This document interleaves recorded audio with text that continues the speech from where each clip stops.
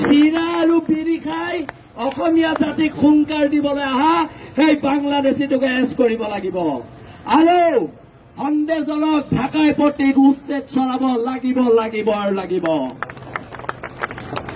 সাংস্কৃতিক চহৰ গোলাঘাটত ক্ষমা কৰিব যোৰহাটত এনেকুৱা ধৰণৰ গুণ্ডামি দাদাগিৰি কোনোবাই সহ্য কৰিবনে? কোনোবাই সহ্য কৰিবনে? সেইকাৰণে আমি কৈছো আছে হেংদাং লোৱা নাই, ললে হেংদাং ৰক্ষা নাই। এইবাৰ প্ৰত্যুত্তৰ হেংদাঙেৰে দিয়া হ'ব। আৰু অসম চৰকাৰক সুধিছো, আপোনালোকে বাংলাদেশীলে ভয় কৰে নি?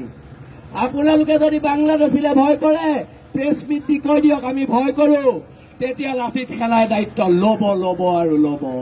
আমাৰ এইটো সাহস আছে। আজি যোৰহাটৰ প্ৰত্যেক মানুহক ধন্যবাদ জনাইছো।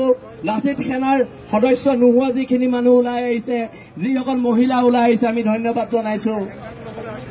আৰু এই চৰকাৰক আমি কৈ দিওঁ, হ'ব পাৰো আমি দুখীয়া, আমি কাৰো গোলাম নহয়। আঁঠু কাঢ়ি অধিকাৰ খোজা বীৰ লাচিত সেনাৰ নিয়ম নহয়, নিয়ম নহয় আৰু নিয়ম নহয়। এতিয়া এই যাত্ৰা হ'ব যোৰহাটৰ খিলঞ্জীয়া মানুহৰ সুৰক্ষিত ভৱিষ্যতৰ কাৰণে। এই যাত্ৰা হ'ব বাংলাদেশীৰ গুণ্ডামিৰ বিৰুদ্ধে।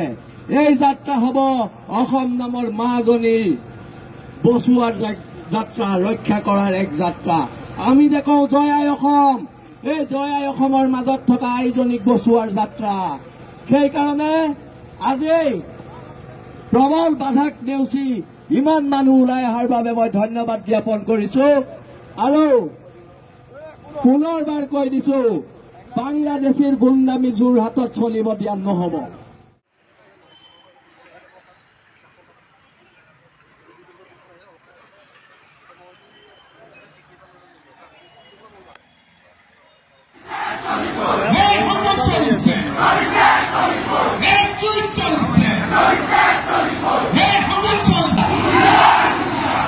আমাৰ উপৰ বৰ্ণনা দেখো অসম পুলিশ হুঁশিয়াৰ, বীৰ লাচিত সেনা জিন্দাবাদ, যোৰহাটৰ স্বাভিমানী জনতা জিন্দাবাদ, স্বাভিমানী জনতা জিন্দাবাদ।